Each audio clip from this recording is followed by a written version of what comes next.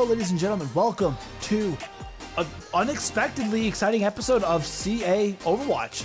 One of your hosts, Spencer, with me is Chris, and didn't necessarily have this massive episode planned for you guys today, but some incredible news dropped if you're a Toronto Defiant fan. Let's go. Let's just jump right into this. Make sure before we jump right into it that you guys jump right into the comment section and let us know what you guys think about this episode. Maybe jump right in there, and while you're there, smash a like once, twice, 3 times. Please help us out with the algorithm. You know that we desperately need it, and we love the support that you guys give. And let us know what you think about the most recent signing from the Toronto Defiant. That is right. There is signing news, something that I did not think I was going to have to talk about this week. I thought, if anything, it was going to be talking about Fran coming on as a Toronto Defiant content creator. And while that is great news, I am personally more excited for the news that I have to share with you guys today. And that is, of course, Lastro has been signed. Being the last one to be signed. Knock on wood, maybe. To the Toronto Defiant. Potentially to the Toronto Defiant with some huge news. Now, before we get into this, just want to preface this by saying extremely unfortunate circumstances of what happened with the LA Valiant, right? We didn't necessarily have time to publicly comment that on the videos.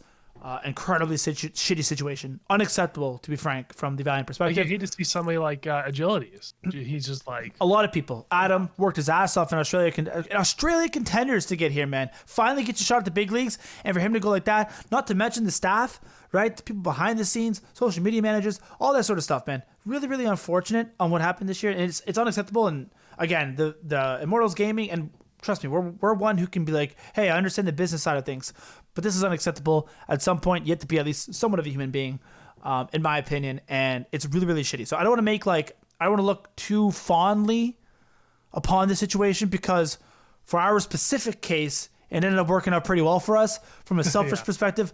But before we get into this, I just want to say that, and I would rather go back in time and just have this whole thing not happen and us not get Lastro. But because it did happen, and we did get Lastro, now we have to talk about it. Yeah, I'm very excited. So I hope that more of the players get picked up, especially somebody like Adam, because I think he really, really deserves it. But again, that's not what we're here to talk about today. We're here to talk about Lastro being signed to the Toronto Defiant. So Chris, just give me your initial impressions. I just want to get that. Lastro being signed to Toronto Defiant. Let's talk for one thing here. First off and foremost, he represents a good leadership role within the support line. And we have some great leaders in DPS, as well as, by leaders I mean more of, we have like an experienced person that exactly. Yeah, less so leader. What I mean is that, you have somebody that knows how to perform at an OWL level, and there he can have Aztec and Asunj look up to him in terms of that support side. Second thing too, man, let's not deny the fact that this guy's a great support. He's a great Ana, and from what we heard, also a great Zen too. Like, I just have a couple stats for you guys in front of me right here. Last season, this guy was consistently getting first for Bionade kills, second for enemy slept, first for defensive and offensive assists. He seems like a playmaker from the support position, and that's something that we really like. That's something that Kriv was kind of known for as well. He was a pretty big playmaker from the support position as well. So maybe we're seeing a Kriv 2.0 here. I think he's better than Kriv. We've talked about this. I was a little bit down on Kriv. I think he's a better version of Kriv in terms of his positioning. I seriously think that there was moments where he looked like he could be like a top 5, top 6, top 7 flex support in the league. Like, he had some really, really high highs. Like the stats that you just mentioned show. Again, LA Valiant wasn't the best team by any stretch of the imagination. But I do think the stand-up players were obviously KSP, Shax, and I thought Lastro was, the next one. You probably, Rain definitely showed some good moments too on support, and the tank line was good. But I think that like those were sort of the really big 3 sort of star players. Not surprising they were the first 3 to be picked up. But Lastro again was a really good flex support. I believe even on Platchet they were talking about, like, where's Lastro gonna go? Johnny actually ended up mentioning Toronto Defiant, which I first heard. I was like, probably not. Right, I'd love to see it, but probably not. But hey, he was right. Hit the nail on the head, bang on. So I think you're right. What it does is it adds more experience, and I think it improves our expected value, especially in the support department. So when you have 2 rookies like Ansanjay and Aztec, well, they're really good prospects. There's just this risk that's associated with that. You just don't know what they're going to be because you haven't seen them perform at the highest level. We've seen Lastro perform at the highest level. A really high level. So when you add somebody like that in, you necessarily don't need somebody like Aztec to pop up. And actually, I know a lot of people are more worried about Ansanjay, but like low key, I was more worried about Aztec because he is like 20 years old. In the back of my head, I was always like, man, like where was he the past 2 years, right? Like, if he was really this next alarm, why wasn't he in that same conversation with alarm for the past years? Was Unson J like just turned 18? Like, there's a reason why. It's because he's still improving. He's just hitting sort of his, like, I don't want to say peak because he's only 18. The guy's got a lot of room to grow. But you know what I mean? Where it's like, where was he? Like, okay, he was like 17 years old. Like, that's fine. That makes sense to me.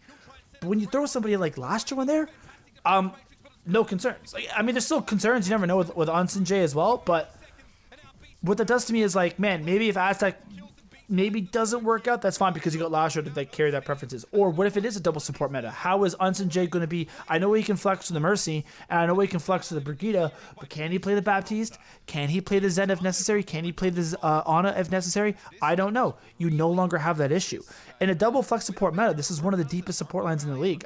Aztec and Lastro would be an insane Zenyatta Ana combination, right? Or maybe one of them can potentially play the Baptiste and like a Bap Zen meta, and that way Unson J doesn't have to worry about the Baptiste. He just has to focus on Mercy, Lucio, and Brigida. There's a lot of very exciting possibilities, especially with hero pools.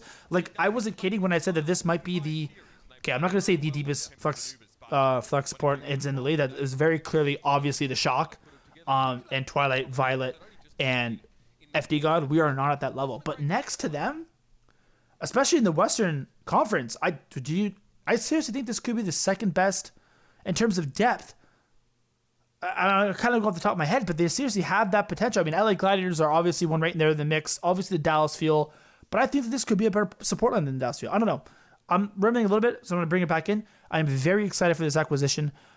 Very, very excited. I think it improves our expected value. And a double support meta, man. This team is looking deadly. Yeah, and for me right now, initially I thought that like the weaker, I mean, I knew our support line was going to be good, but I thought, out of the risk, I thought our support line was the most risky because we have, names that we know in the DPS and tank lineup. And now I'm legitimately think that our weak point is probably our tank lineup. Like I'm not like ding on. I still think it's our flex support, our flex DPS player. I still think if I had to point, if we had to make one more acquisition, I would actually rather see like a Libero in there alongside Nice. Because I like Nice can work and could be incredible, but I still am a little bit worried about not having a second flex support there or flex DPS player. Sorry, because Nice did kind of cool off in terms of the prospects. Like, you know what I mean? Like we've heard some stuff behind the scenes, but you're right. The support line very clearly was like hey, if it works, it's going to be great, and if it doesn't, well, that can be our downfall. Dude, with Lastro is a really good flex support player. If you are a Defiant fan and you are not as familiar with him, trust me. He's good. This is go look at some footage. It's a great pickup. And the best part is Adam actually just confirmed on our Twitter. So if you're not following us on Twitter, you should be. And here's one of the reasons why, that we are not dropping anybody.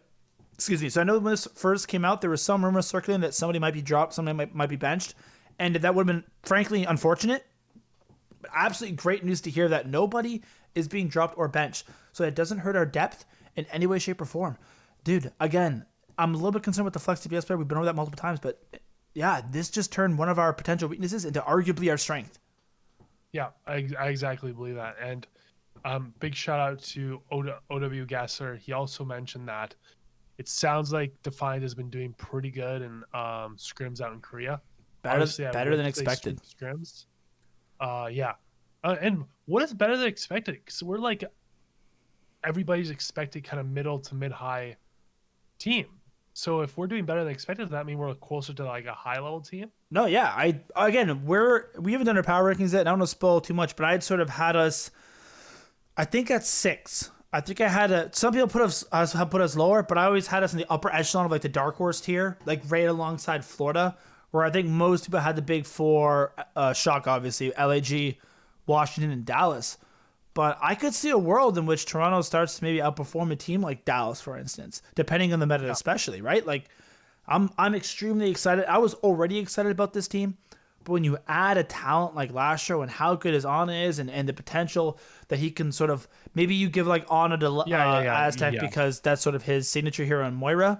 But the ability to put those two together in like a Bat Zen role or something like that is like really, really exciting.